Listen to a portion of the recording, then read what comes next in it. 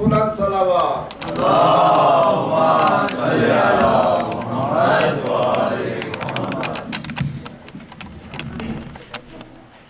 एक मरतबा बुलंद जरूर भेजे मोहम्मद और आले मोहम्मद पर। اللهم صل على محمد وآل محمد. أعوذ بالله السميع العليم من الشيطان اللعين الرجيم.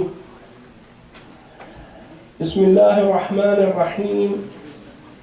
الحمد لله الذي لا يبلغ مدحته القائلون ولا يحصي نعماءه العادون ولا يعدي حقه المجتهدون، الذي ليس لصفته حد محدود ولا نعت موجود ولا وقت معدود ولا أجل ممدود، فطر الخلائق بقدرته ونشر رياح برحمته ووتد بصخور ميدان أرضه. الصلاة والسلام والتحية والإكرام على أشرف الأنبياء والمرسلين حبيب إله العالمين سيدنا ونبينا وحبيب قلوبنا وطبيب نفوسنا وشفيع ذنوبنا ومولانا أبي القاسم محمد. اللهم صل على محمد وآل محمد. وعلى أهل بيته الطيبين الطاهرين المعصومين المنتجبين الذين أذهب الله عنهم الرجس وطهرهم تطهيرا. اللهم صل على محمد وآل محمد. ولعنة الداعمة على أعدائهم ومنكري فضائلهم وغاصب حقوقهم من الآن إلى قيام يوم الدين. أما بعد، قال الله سبحانه وتعالى في محكم كتابه وهو أصدق القائلين وقوله الحق. بسم الله الرحمن الرحيم. وإذ قال لقمان لابنه وهو يعظه يا بني لا تشرك بالله إن الشرك لظلم عظيم. صدق الله العلي العظيم. صلوات. اللهم صل على محمد وآل محمد.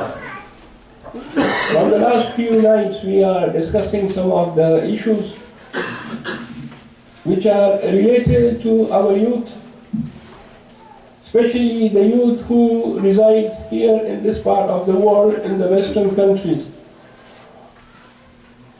Tonight I would like to give some advices to our youth in order to have a good and noble pious life, some tips for spending good and pious life in the West. And these tips, these advices are from the Holy Quran. Why? Because the best source and the best mu'iza is the Holy Quran. So I selected few verses from Surah Luqman, which is chapter number 31, and from verses 13 to 18, we read some of the advices which Luqman gave to his son. And these will be the advices for all of us. About Luqman, it says that, some say that he was a prophet, but the famous thing about him is that he was not the prophet, but he was a very wise man. That's why he's called Luqman Hakim. He was the relative of Prophet Ayub alayhi salam, and even some say that he was Ethiopian slave, but he lived a very long life. In some of the traditions, Luqman lived for 1,000 years. At that time, the length of the lives of the people were very long, like Hazrat Adam alayhi salam lived for more than 1,000 years, Hazrat Nuh alayhi salam. Quran says, وَلَبِثَ فِيهِمْ أَلْفَ سَنَةٍ إِلَى 50. Nuh alayhi salam lived among his people 950 years, or he did tabligh for 950 years, but his age was more than 1,000. 1,200, maybe more than that. Wallahu a'lam. Allah knows the best.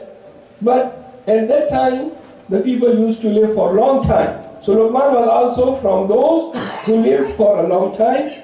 He is famous by his advices, by his hikmah, wisdom, and how hakim he was. There is a surah in the Holy Quran on his name, Surah Luqman. In this surah, he advises his son. Son means youth. So this will be advice for every one of us, and the tips for spending a good life here. The first advice is about, the first lesson is about Tawheed. Tawheed, oneness of Allah. That is the foundation of everything. O youth, if you want to indulge yourself in an interfaith dialogue with Christians or Jews, start with Tawheed. This is personal tip from me. Start with Tawheed. If you are well versed in Tawheed, if you are good in Tawheed, you will win the debate. And no one can talk with you, no one can win the interfaith dialogue debate from you if you make Tawheed the basis of your discussion. Open Nahjul Balagha and see the Commander of Faithful. Most of his khutbahs are about Tawheed. He starts about Tawheed, he talks about Tawheed. Oneness of Allah. And this is something which we, alhamdulillah, very fortunate to have this idea very clear. For us, this idea is very clear. There are many people, for them, the Tawheed, the oneness of Allah is not clear. So here we see that the first advice which Luqman gives to his son, he says, Ya bunayya la tushrik billah inna shirk la dhulmun azim. My son, never associate anyone with Allah in worship. Never associate anyone in worship with Allah. Why? Because to associate anyone with Allah is a grievous sin. Dhulmun azim, a grievous injustice. And how clear and how right is Luqman that the being Allah subhanahu wa ta'ala, the one who has created us, the one who has given all these bounties to us, the one who whatever we have is from him, and we associate someone else with him in ibadah, in worship. This is something which is a tremendous wrong, a very big wrong. And we know that how important is Tawheed, especially my youth. Try to learn everything about Tawheed. This is the basis of Islam. The first root of religion is Tawheed. And the Imams, Ahlul Bayt alayhi salam, taught us the real meaning of Tawheed everywhere in a very beautiful way, in a very nice manner. Even we see in the battle of Camel, Jang-e Jamal, at that time when the two parties were standing with each other to fight, and at that time we see that someone asked a question from Commander of Faithful, and other people interrupted saying, this is not the time that you are asking these questions. Commander of Faithful said, no, let him ask. Let him clarify his doubts. And to clarify doubts, there is no time, there is no place. I am fighting with my enemy for these things, in order to clarify the things. So if he has a question, this is the best time to ask question. And Amirul Mu'mineen alayhi salam gave answer to the questions even during the battle of during the battle of Jamal, when the battle of Camel was going to start and the person asked question, at that time he gave answer to the questions. So for us, alhamdulillah, this is very clear from the teachings of the Ahlul Bayt and from the teachings of the Imam alayhi salam. So the first advice will be to know everything about Tawheed. The concept of Tawheed should be clear. Allama Hindi says, بِالدَّلِيلِ وَلَا بِالتَّقْلِيدِ. These kind of things which are related to our usul-i-deen, you should understand them with proofs, with dalil, not with taqleed. Not that your father used to believe in the oneness of Allah, so you also believe in the oneness of Allah. Your grandfather, your great-great-grandfather, they were the believers of Tawheed, so you are also the believer of Tawheed. You must have proof that why you believe in Allah, in one Allah. What are the reasons? What are the proofs? Now this is your homework. To go, study, learn, and if someone asks you, what is the proof with you that Allah is one? First question will be, what is the proof of existence of Allah? And then the second question will be, what is the proof that Allah is one? So you must know these questions. That's what is very important, that the person should always have the weapon of knowledge in his hand. Nowadays you can conquer your enemy with the weapon of knowledge, not with the arms. This is the age of knowledge. Sallu ala Muhammad wa ali Muhammad.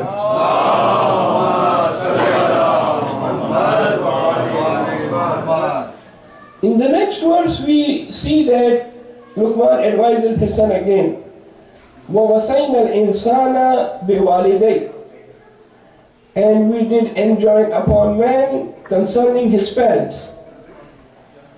Concerning your parents, Luqman says, be careful of your duty towards them.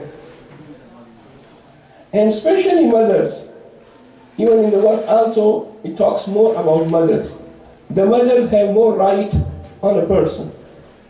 Father has rights, there is no doubt. But the rights of mothers are more. That's why Al-Jannatu tahta aqdamil ummahat. Paradise is under the feet of the mothers. A man came to the Holy Prophet and said, Ya Rasulullah, who has more right on me? My father or my mother? The Holy Prophet said, your mother. And then whom? The Holy Prophet said again, your mother. Third time. And now who? Again the Holy Prophet said, your mother. When he asked for the fourth time, then the Holy Prophet said, now comes the right of your father. 3 times the rights of mother, and then the 4th time is the right of the father. And why not? In Risalatul Hukuk, Charter of Rights, written by the 4th Imam alayhi salam, in which he mentions 50 rights, 50 hukuk. When he comes to the right of the mother, وَحَقُّ What is the right of your mother? Imam alayhi salam says, she has a very high and great rights on you. Why? Because she carried you in a place where none carry the others, and that is womb of the mother, rahim, rahmi madar, which is womb of the mother. No one carries anyone in her womb.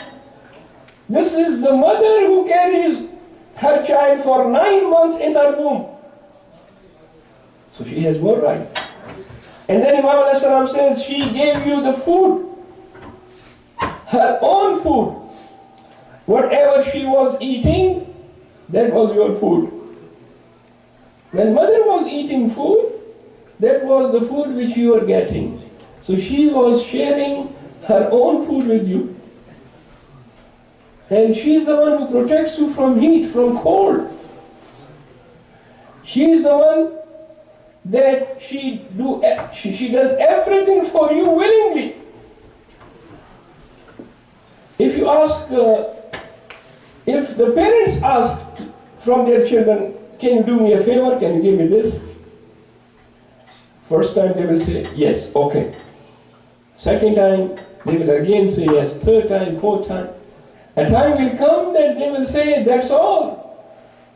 I can't give it to you all the time. But mother is such an entity, mother is created in such a way, whatever you ask, she gives you, and she do everything willingly from the bottom of her heart. We will also take care of the parents, but we might not do it from the bottom of our heart. We will do it because we will feel shame from others. But the neighbors will say, oh, he has left his parents. But the mothers do these things willingly, and she's very happy to do that. So youth, the second advice is take care of your parents. Wherever you live, what country you are, and it makes no difference whether you were born here or you were born somewhere else. We have our culture, we have our religion, we have our standards, we have the teachings of Islam. They never changes. Islamic teachings are very clear. It gives a lot of importance to parents. See the other verses of the Holy Quran. I don't want to go in those verses. MashaAllah, you are aware about it. لا تقل لهما أف. You are not allowed to say uff to them. وَبِالْوَالِدَيْنِ إِحْسَانًا. Someone asked the Holy Imam ﷺ that what is the meaning of ihsan here? Imam ﷺ says ihsan here means that before they ask you something, you fulfill their needs. This is ihsan. If my father asks something from me, son, can you do this for me? So at that time, I will do it. Even if my friend and my neighbor ask me, still I will do it. Before my father asks me, I should know what is his needs. And I should fulfill his needs. This is ihsan. Which is mentioned here, وَبِالْوَالِدَيْنِ إِحْسَانًا. And there are more ahkam. If you go into detail, you will find that the rights of parents, this is for my youth, especially who are raised here, who are living here. The culture here might be different from your culture, but don't forget your culture, don't forget the teaching of Islam, don't forget the teachings of Quran. A person came to the Holy Prophet with his mom and said, Ya Rasulullah, I want to go for jihad. My mother is not giving me permission. The Holy Prophet said, stay here. Don't go for jihad. You should listen to your mother. The order of your mother is more important than jihad. If your mother is not willing, listen to her. Jihad might not be obligatory on you in this situation. And even we see that if the son wants to pray his salatul mustahab, any recommended salah, like namaz al-shah, tahajjud prayers, how highly recommended is to pray salatul layl, tahajjud prayers? Highly recommended. But if the father says to his son, I don't want you to pray salatul layl, you cannot pray. Yes, he cannot tell you not to pray salatul fajr because that is wajib. And in wajibat, you have to listen to Allah, not to your father, not to your mother. But I'm not talking about wajibat. I'm talking about mustahabat. Mustahab fail, like in the month of Ramadan, nobody can order you not to have fast. If someone says the parents or anyone else don't fast, don't listen. لا طاعة للمخلوق على طاعة الله. When Allah subhanahu wa ta'ala orders you, you have to listen to Him. You should not obey the orders of ghayrullah, which are in contradiction with the order of Allah.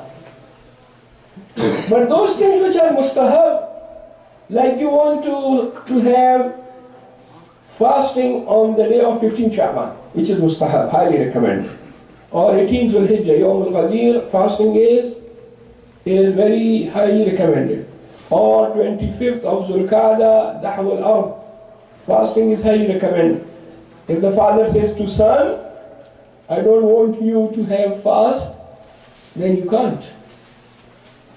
So this is the rights of the parents which Islam has told to us. Here you cannot do your own ijtihad. Youths are not allowed to do ijtihad. Oh, it doesn't make sense to me, it is against my freedom, it's against this and that and that. No, here the ahkam, you have to follow the ahkam of Quran and Islam. Sallu ala Muhammad wa ali Muhammad. Allahumma salli ala Muhammad wa ali Muhammad. Allahumma salli ala Muhammad wa ali Muhammad. Allahumma salli ala Muhammad wa ali. In the name of Imam Mahdi alayhi salatu wa salam, rise and please this side, sit down this side. Allahumma salli ala Muhammad wa ali Muhammad.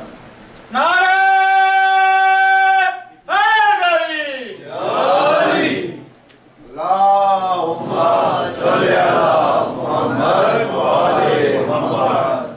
The third advice, according to these verses of the Holy Quran, is Luqman says, Ya bunayya, إنها إن تكن مثقال حبة من خردل فتكون في صخرة أو في السماوات أو في الأرض يأتي بها الله.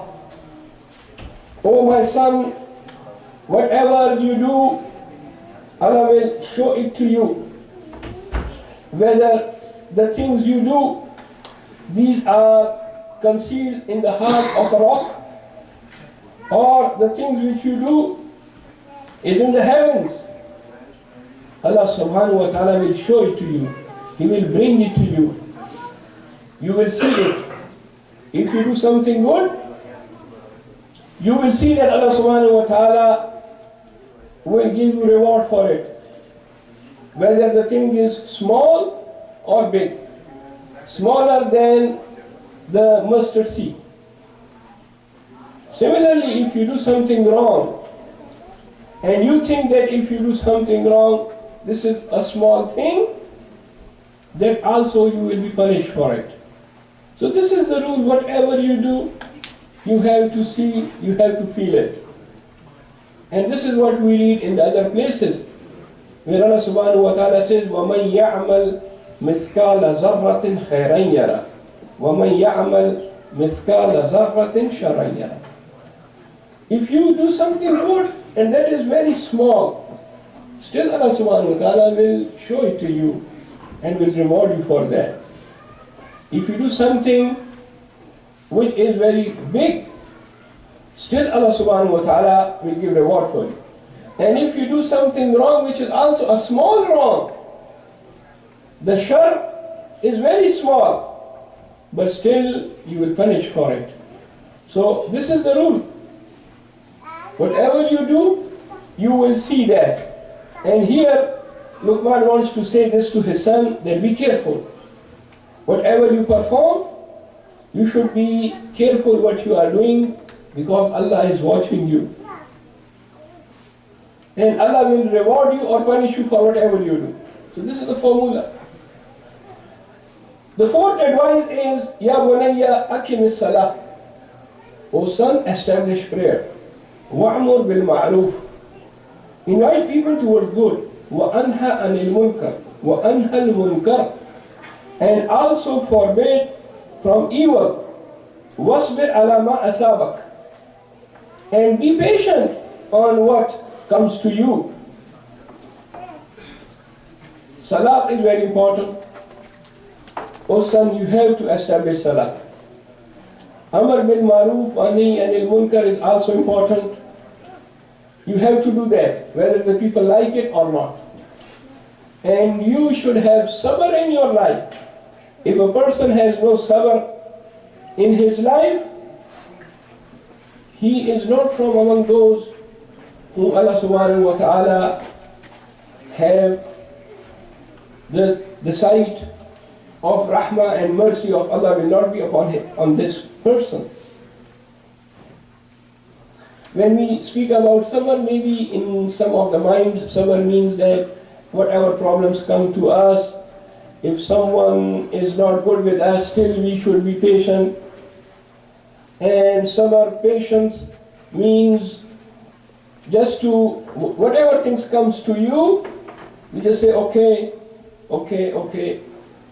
Yes, this is also one of the definition of sabr. But when the sabr which we talk in Islamic teachings, whether it is Quran and Hadith, it has a very big circle. The circle of sabr is very big. Sometimes you want to eat something and you see that the ingredients in this thing is haram ingredients. So you don't eat that. This is also sabr. The circle of sabr is very vast. You want to wear some clothes, but these clothes are indecent clothes. They are not good to wear.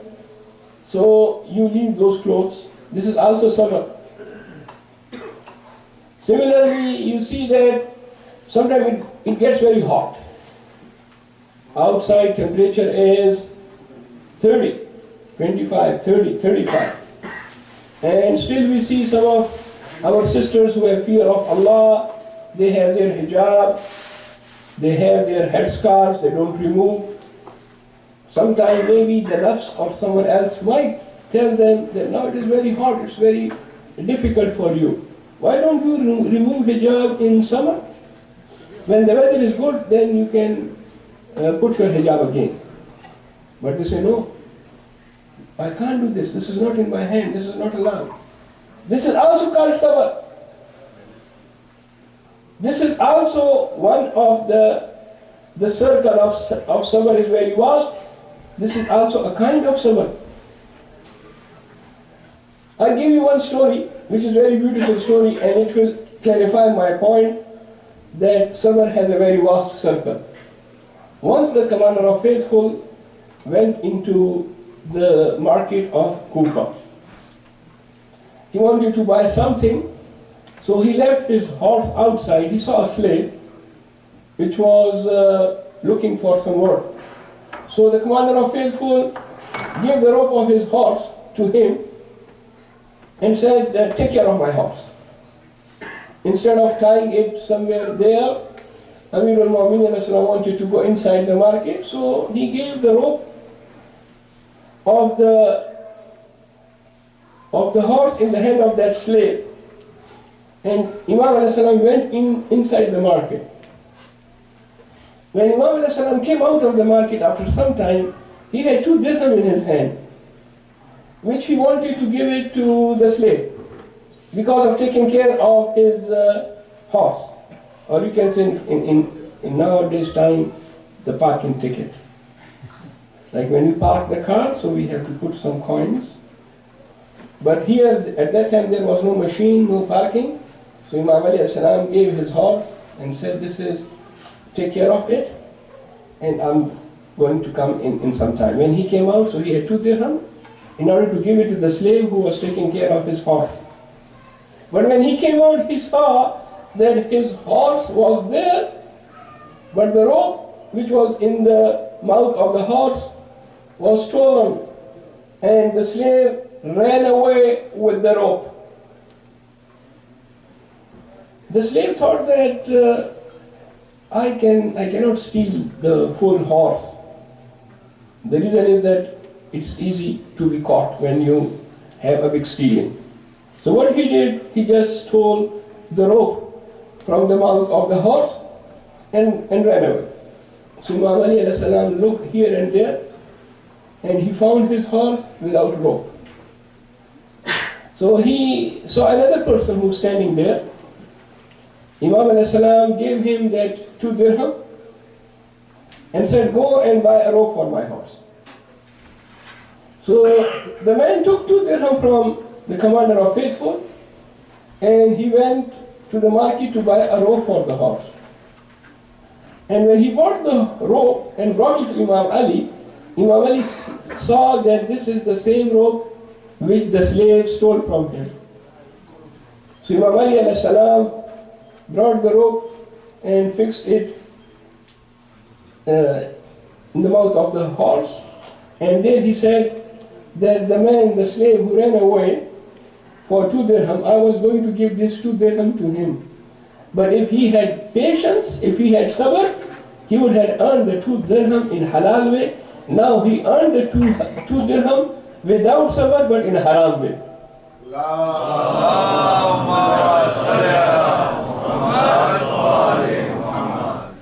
So sabr is very important.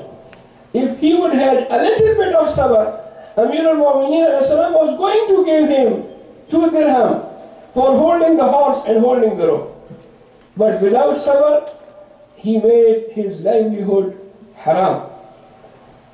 The last advice, I have to see the time also, of Luqman to his son, the 5th advice is, he said, وَلَا تُصَّئِرْ خَدَّكَ لِلنَّاسِ وَلَا تَمْشِي فِي الْأَرْضِ مَرَحًا إِنَّ اللَّهَ لَا يُحِبُّ كُلَّ مُخْتَالٍ فَخُورٍ.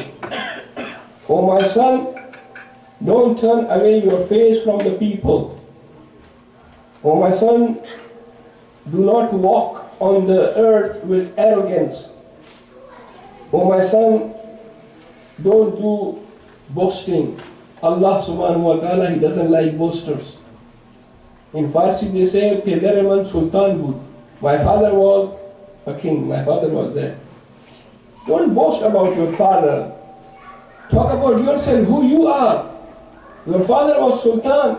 Are you the Sultan? You are also Sultan. Whom you are, talk about that. No boasting. Similarly, don't turn away your face from the people. Be good with the people, be gentle, have good manners, good akhlaq with the people. And in Farsi again it says, Dil badastavar haji akbarast. If a person takes the heart of another person, this is Haji Akbar.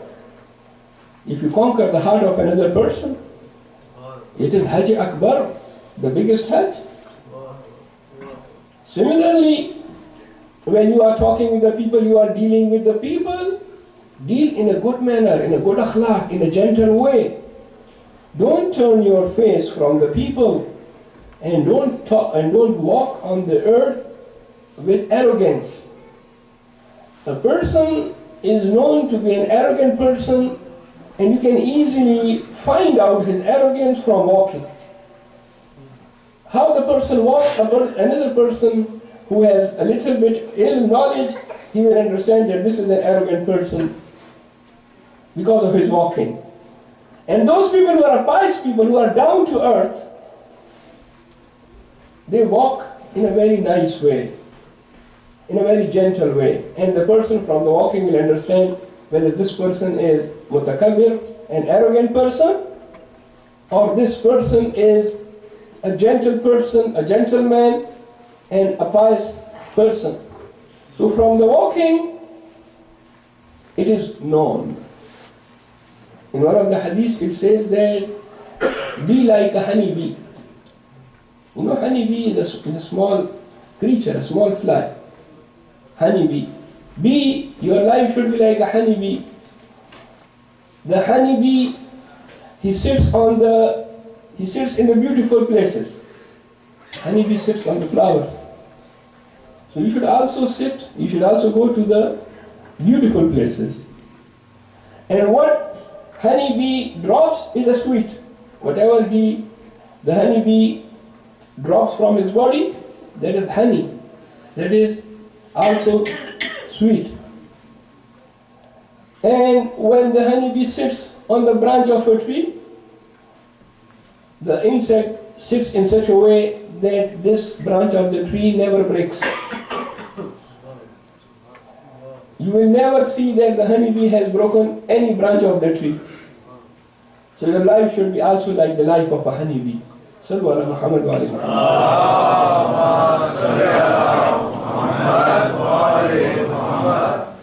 Azizani Grami, ہمارا موضوع جو چند شبوں سے جس کے متعلق ہم گفتگو کر رہے ہیں وہ ہے امام زمان علیہ السلام کی معرفت اور ان کے حصے میں، ان کے سلسلے میں ان کی طرف ہماری ذمہ داریاں. اور ہم علائم کا ذکر کر رہے تھے کہ جس سے ہمیں یہ درس لینا ہے اور اپنے آپ کو ظہور امام کے لیے تیار کرنا ہے، آمادہ کرنا ہے. ہم نے بتایا کچھ علائم ایسی ہیں کہ جو خصوصی طور پہ ہیں اور ان کو 100% ہونا ہے. کچھ عمومی ہیں جہاں ہم تعویل کر سکتے ہیں اور ان کے معنی جو ہے وہ 2 یا 3 یا اس سے زیادہ معنی ہو سکتے ہیں. اور ہم نے یہ بھی عرض کیا تھا کہ جب آپ علیہ السلام کی حکومت قائم ہوگی تو وہ عدل و انصاف کی حکومت ہوگی. اب یہ دیکھنا ہے کہ آپ کے ظہور کے بعد کیا ہوگا. یہ سوال بہت ضروری سوال ہے. آپ کے ظہور کے بعد ایک ایسی حکومت کا قیام ہوگا کہ جس کا وعدہ قرآن مجید نے بار بار کئی مقامات پر کیا ہے. ان الارض یرثها عبادی الصالحون، یہ جو زمین ہے ہم ارث میں دے دیں گے ایسے لوگوں کو کہ جو صالح ہیں، جو نیک ہیں. ابھی تک یہ حکومت صالحین کو، پوری زمین، پوری دنیا کی حکومت صالحین کے ہاتھ میں نہیں آئی. لہذا یہ اس وقت ہوگا جب امام علیہ السلام تشریف لائیں گے تو اس زمین پر ایک حکومت ہوگی جو اسلام کی حکومت ہوگی، امام کی حکومت ہوگی، جہاں ہر کے ساتھ عدل و انصاف ہوگا. اللہ تعالیٰ وہ منظر بھی ہم کو دکھانا چاہتا ہے. ایسا نہیں ہے کہ بس ہم کو خلق کر دیا اور ہمیشہ ہم کو مشکلات، ہمیشہ پرابلمز، ہمیشہ یہ منظر بھی ہم کو دکھانا چاہتا ہے. پروردگار عالم یہ منظر ہمارے لیے، ہماری خوشی کے لیے اس دنیا میں، جنت میں تو انشاءاللہ وہ تو ایک دائمی زندگی ہے، ہمیشہ کے لیے وہ الگ زندگی ہے. اس دنیا میں بھی پروردگار عالم چاہتا ہے کہ مومنین کو، مومنات کو وہ منظر دکھائے. اس سلسلے میں ہمارے چھٹے امام سے ایک روایت ہے. آپ فرماتے ہیں کہ انی ارا نزول القائم فی مسجد الصحلہ بأہلہ و عیالہ، میں ایسا دیکھ رہا ہوں میرے سامنے. امام علیہ السلام فرماتے ہیں کہ جس طرح امام علیہ السلام نازل ہو رہے ہیں مسجد الصحلہ میں. یہ بھی عرض کر دوں، اگر توجہ میری طرف رہے، آج میں بات کو مختصر کروں گا کیونکہ مجھے مسائل زیادہ پڑھنے ہیں. بس اگر توجہ میری طرف رہے تو میں زیادہ تکرار نہ کروں اور آگے بڑھوں. ہماری جو ذمہ داریاں ہیں نا امام علیہ السلام کی نسبت، اس میں سے ایک ذمہ داری یہ بھی ہے کہ ان جگہوں کی زیارت کریں جو امام علیہ السلام سے منسوب ہیں. یہ بھی ہماری ذمہ داریوں میں ہے تاکہ ہم امام علیہ السلام سے قربت اور قریب ہو جائیں. مثلا سرداب سامرا میں وہ جگہ جہاں امام علیہ السلام غیبت صفرا میں گئے تھے، اب اس سرداب کی زیارت کرنا یہ امام علیہ السلام کی ہم پر ذمہ داری ہے اور ہمیں ایسے مقامات کی زیارت کرنی ہے. ایک سرداب ہے مثال کے طور. دوسرا مسجد الصحلہ. یہ مسجد الصحلہ کیا ہے؟ یہ کوفے میں ایک مسجد ہے جس کی اہمیت بہت زیادہ ہے. روایات میں اس کی بڑی اہمیت بیان کی گئی ہے. یہ حضرت ادریس علیہ السلام کا گھر تھا، حضرت ابراہیم علیہ السلام کا گھر بھی تھا، جناب خضر بھی یہاں رہتے ہیں. اس مسجد کے اپنے اعمال ہیں، حتیٰ کہ بعض روایات میں ملتا ہے اور دعاؤں کی کتابوں میں، مفاتیح الجنان وغیرہ میں، اگر کوئی شخص 40 شب جمعہ تک اس مسجد میں عبادت کرے، 40 راتوں تک، 40 ہفتے، ہر روز نہیں، صرف شب جمعہ، ہفتے میں ایک مرتبہ، لیکن 40 شب جمعہ، تو اس کے بعد یا انہی دنوں میں وہ اپنے امام معصوم، 12ویں امام الحجت علیہ السلام کی زیارت کرے گا.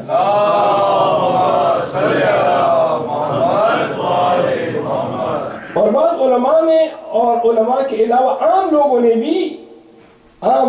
بھی یہ اعمال کی اور انہوں نے امام کی زیارت کی اور امام سے ملاقات کی. ایک کتاب ہے ملاقات با امام، اس میں تقریباً 120 ایسے قصے ہیں کہ جس میں لوگوں نے امام سے ملاقات کی. اور اس کے لیے شرط نہیں ہے کہ وہ عالم ہو تب ملاقات کرے گا. ابا پہنی ہو، کبا پہنی ہو، امامہ سر پہ رکھا ہو تو وہ ملاقات نہیں. اگر ظرفیت ہے ایک عام آدمی بھی ملاقات کر سکتا ہے. بعض اوقات ایک کسائی تھے، اس نے بھی ملاقات کی. ایک بکال ہے، وہ بھی ملاقات کر سکتا ہے. اگر اس کا سٹیٹس ہائی ہے اور وہ اس قابل ہے. لہذا اگر انسان چاہے اپنے آپ کو اس قابل بنا سکتا ہے کہ وہ امام علیہ السلام سے ملاقات کرے. اس کے لیے آیت اللہ ہونا، مجتہد ہونا، مرجع ہونا شرط نہیں ہے. لہذا یہ مسجد ساحلہ جو ہے نا، یہ بہت ہی زیادہ اہمیت والی مسجد ہے اسلامی تاریخ میں. جو چند مساجد ہیں اس میں ایک مسجد ساحلہ ہے. ایک اور جگہ کی جو ہماری ذمہ داریوں میں آتی ہے کہ ہم امام علیہ السلام کی ہم پر ذمہ داری ہے، وہ ہے مسجد جمکران. انسان وہاں جائے، جب وہ مسجد جمکران جائے گا جو قم سے تقریباً 6 کلومیٹر دور ہے، وہ امام علیہ السلام کو یاد کرے گا. ایک مخصوص نماز ہے، نماز امام زمان، وہ پڑھے گا، قرآن پڑھے گا. وہ مسجد جمکران شرک کرنے کے لیے نہیں جاتا، عبادت کے لیے جاتا ہے. اور چونکہ وہ مسجد منسوب ہے امام علیہ السلام کے ساتھ، تو وہاں امام علیہ السلام کی محبت میں اس کو وزٹ کرتا ہے، جاتا ہے. یہ بھی ہماری ذمہ داریوں میں سے ہے. اس وقت عصر غیبت میں یہ ہماری ذمہ داریوں میں آتا ہے. امام علیہ السلام اب جو ہے ظہور کے بعد کے حالات کی ایک جھلک ہم کو دکھا رہے ہیں. میں نے کل عرض کیا تھا کہ آج کا موضوع ظہور کے بعد کے حالات ہوں گے. میں دیکھ رہا ہوں امام علیہ السلام فرماتے ہیں کہ چھٹی امام کہ جو ہے امام حجت علیہ السلام نے نزول کیا مسجد ساحلہ میں اپنے اہل و عیال کے ساتھ. بعض لوگ کہتے ہیں امام علیہ السلام نے شادی کی ہے یا نہیں. اب یہ حدیث جو ہے دلالت کرتی ہے کہ امام علیہ السلام نے حتماً شادی کی ہے اور اس کے بچے ہیں، کیونکہ فرماتے ہیں بے اہلہ و عیالہ، اپنے اہل و عیال کے ساتھ امام علیہ السلام مسجد ساحلہ میں نزول کر رہے ہیں. تو راوی کہتے ہیں میں نے پوچھا کل تو یکون منزلہ، جو التق فداک، میرے ماں باپ آپ پر قربان ہو جائیں، میں آپ پر قربان ہو جاؤں. یہ بتائیں کیا یہ مسجد ساحلہ امام علیہ السلام کا گھر ہوگا، منزل ہوگی؟ قال نعم، ہاں یہ امام علیہ السلام کا گھر ہوگا. کان فیہ منزل ادریس وکان فیہ منزل ابراہیم وفیہ مسکن الخضر.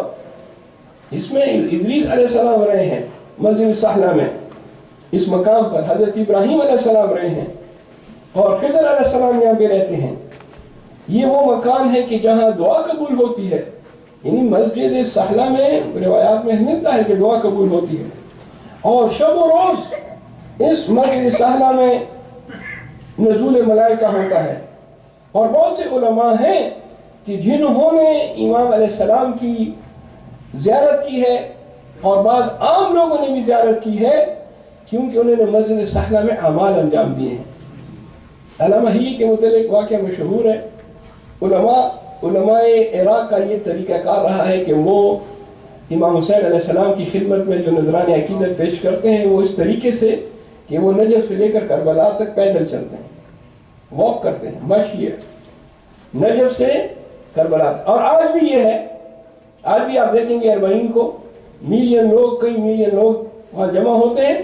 ان میں سے لوگ نجف سے کربلا تک پیدل چلتے ہیں، واک کرتے ہیں. یہ بڑا پرانا طریقہ ہے. یہ جو ہے آج سے کوئی 700 800 900 1000 برس سے یہ سلسلہ جاری ہے. بلکہ اگر بعید نہیں ہے کہ جب سے آپ کی شہادت ہوئی ہے یہ سلسلہ زیارت کا وہاں پہ جاری ہے. لیکن یہ طریقہ پیدل چل کر جانا یہ اکثر علماء کا طریقہ کار رہا ہے.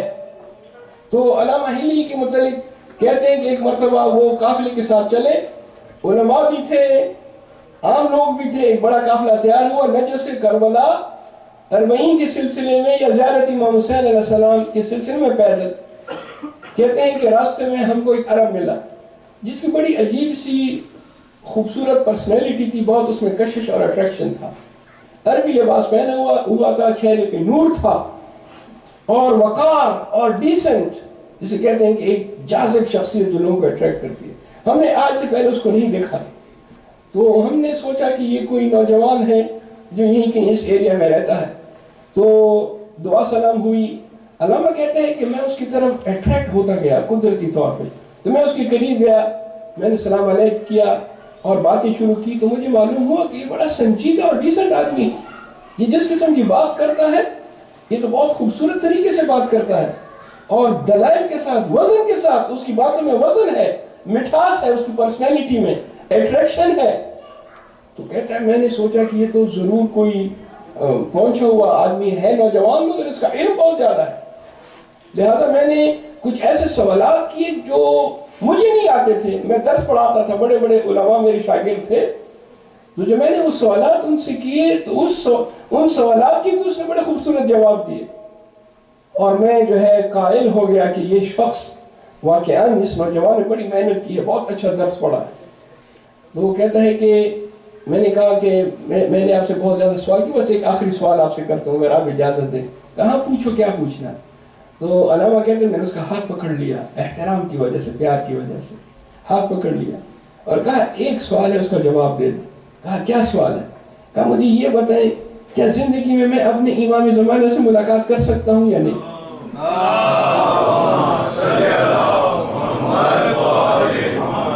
کیا زندگی میں میری ملاقات اپنے امام زمان سے ہوگی یا نہیں؟ اب جب میں نے سوال کیا تو اس نے جواب دیا کہ جب تمہارا ہاتھ تمہارے امام زمانہ کے ہاتھ پر ہے تو ملاقات کیسے نہیں ہوگی؟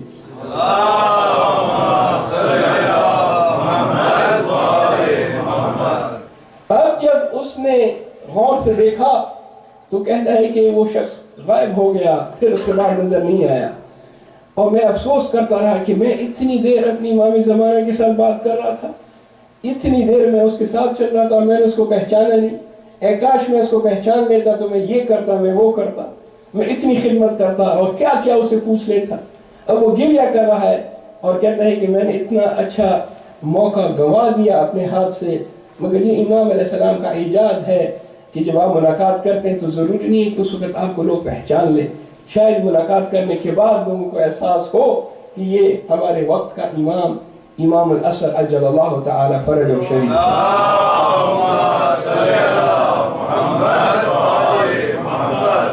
ایک اور واقعہ بھی ہے, وہ بھی آپ کی خدمت میں عرض کر دوں. اگرچہ ہمارے درمیان شیخ ممتاز صاحب موجود ہیں, ان کے سامنے اس قسم کے واقعات بیان کرنا, ان کو تمام چیزوں کا پتہ ہے. اگر کہیں بھی غلطی ہوتی ہے تو انشاءاللہ وہ تصحیح کریں گے. قوم میں ایک مسجد ہے جس کو مسجد حسن مجتبیٰ کہتے ہیں, امام حسن, مسجد حسن مجتبیٰ.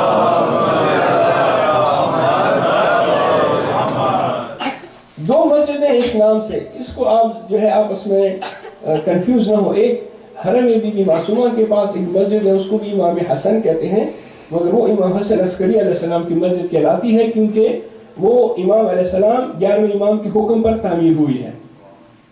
بہت ہی مقدس مسجد ہے, بالکل حرم کے پاس, جہاں لوگ اعتکاف کرتے ہیں. یہ جو مسجد ہے جس کو مسجد امام حسن مجتبیٰ کہتے ہیں, یہ مسجد شہر سے باہر ہے اور بالکل وہاں سے شہر شروع ہوتا ہے. اور آج سے 20-30 سال پہلے, 40 سال پہلے تو یہ بالکل شہر سے باہر تھے. اب یہ جو واقعہ ہے یہ میں نے علماء سے سنا, اور آپ دیکھیں کہ یہ جو ہے اس زمانے میں غیبت کبریٰ میں امام علیہ السلام کیسے رہنمائی کرتے ہیں اپنے دوستوں کی اور اپنے شیعوں کی. ایک شخص کہتا ہے کہ میں, یہ آج سے 40-50 سال پہلے کی بات ہے, یا 50-60 سال آپ سمجھ لیں. وہ شخص کہتا ہے, یہ شخص مولوی میں قرآن تھا, تہران میں رہتا تھا, اس کی لائبریری تھی, درس بھی دیتا تھا, لوگوں کو قرآن بھی پڑھاتا تھا. کہا میں نے دوستوں سے کہا کہ چلیں ہم مسجد جمکران کی زیارت کریں. مسجد جمکران قم سے آگے ہے, 6 کلومیٹر آگے, اور مخصوص جو زیارت کا دن ہے وہ ہے شب چہارشنبے, یعنی منگل کا دن آپ زیارت کرنے کے لیے مسجد جمکران جاتے ہیں. جس دن ہم دعا توسل پڑھتے ہیں وہی زیارت کی شب ہے مسجد جمکران کی. یہ اپنے ساتھ 3 دوستوں کو تیار کرتا ہے, ایک خود 4 یہ ہو گئے, ایک ڈرائیور ٹیکسی کرتے ہیں تہران سے مسجد جمکران کے لیے. جب قم کے پاس پہنچتے ہیں تو ان کی ٹیکسی خراب ہو جاتی ہے.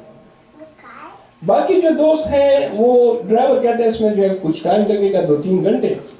تو یہ شخص کہتا ہے جو معلم قرآن تھا کہ میں نے پانی لیا کہ میری نماز قضا نہ ہو, میں جا کے وضو کروں, طہارت کروں, وضو کروں, اور اس کے بعد میں اپنی نماز پڑھ لوں جب تک کہ ٹیکسی ٹھیک ہو جائے گی اور ہم مسجد جمکران جائیں گے. اب یہ جو ہے شہر سے باہر, وہاں بیابان ہے, کچھ نہیں ہے وہاں, بس روڈ ہے, روڈ کے اس طرف جو ہے بیابان صحرا, وہاں ان کی ٹیکسی خراب، یہ جو ہے پانی کا لوٹا لے کر اس بیابان میں ایک جگہ ڈھونڈتا ہے جہاں وہ آرام سے بیٹھ کر طہارت کر سکے، پھر وضو کر کے نماز پڑھے۔ کیا دیکھتا ہے کہ ایک نوجوان ہے جس نے عربی لباس پہنا ہوا، وہ زمین پر کوئی نشان وغیرہ لگا رہا ہے، اپنی اس کے ہاتھ میں ایک عصا ہے اور اس عصا سے جو ہے وہ کچھ نقشہ بنا رہا ہے۔ کہتے ہیں میں نے سوچا کہ یہ یہی جو قوم میں جو حوضہ ہے اس کا کوئی طالب علم ہوگا اور یہاں پہ پتہ نہیں کیا کر رہا ہے بیابان میں، لیکن یہی کوئی طالب علم ہے یا نماز کے لیے ہے یا کسی اور مقصد کے لیے۔ کہتے ہیں میں قریب گیا تو میں نے اسے سلام کیا، اس نے میرے سلام کا جواب دیا۔ میں نے اسے پوچھا حضرت آپ کیا کر رہے ہیں؟ کہتا ہے کہ میں یہاں نقشہ بنا رہا ہوں۔ کس چیز کا نقشہ بنا رہے ہیں؟ مسجد کا۔ کہا یہاں مسجد اس جگہ اتنی دور شہر سے باہر؟ کہاں یہاں ایک مسجد بنے گی۔ کون بنائے گا مسجد کتنی دور؟ اتنا پیسہ کون دے گا بیابان میں مسجد بنانے کا؟ تو آپ نے قرآن کی آیت پڑھی ید اللہ فوق ایدیہم، اللہ کا ہاتھ تمام ہاتھوں پر بالا ہے، بڑا ہے۔ ید اللہ فوق ایدیہم، اللہ کا ہاتھ جو ہے تمام ہاتھوں سے اونچا ہے، یعنی اللہ تعالیٰ کرے گا۔ اور خیر اس نے کہا کہ پتہ نہیں یہ نوجوان کس دنیا میں مگن ہے، اس کو شاید کوئی اور کام نہیں ہے، تو اب یہ اس کاموں میں لگا ہوا ہے۔ تو کہا کہ میں نے کہا کہ اچھا ٹھیک ہے، لیکن مجھے یقین نہیں آتا کہ یہ بات درست ہے۔ لوٹا لیا پانی کا اور اس طرف چلا گیا تھوڑا تاکہ وہاں پہ طہارت کرے۔ تو اس نوجوان نے آواز دی اور اس کا نام لیا، کہتے ہیں فلاں حاجی فلاں، یہاں پہ طہارت مت کرنا کیونکہ یہاں یہ مسجد کا حصہ ہوگا، یہ مسجد کا حصہ ہوگا، یہاں پہ طہارت مت کرنا۔ تو میں نے کہا کون سی مسجد؟ ابھی تو مسجد بنی نہیں ہے، آپ اگر طالب علم ہے تو آپ کو اتنا تو احکام معلوم ہونے چاہیے اسلام کے کہ جب تک مسجد نہیں بنی ہوتی تو آپ کیسے کہہ سکتے ہیں کیا؟ کہا نہیں، یہ جگہ جو ہے مسجد کی جگہ ہے، یہاں پہ مسجد بنے گی، لہذا تھوڑا اس طرف جا کے طہارت کرو، اور میرا نام بھی لیا اور کہا کہ جب تم نیکسٹ ٹائم آؤ گے تو یہاں مسجد ہوگی، اور جو تمہارے پاس اضافی کتابیں ہیں تمہاری لائبریری میں وہ اس مسجد کی لائبریری کو ڈونیٹ کر دینا۔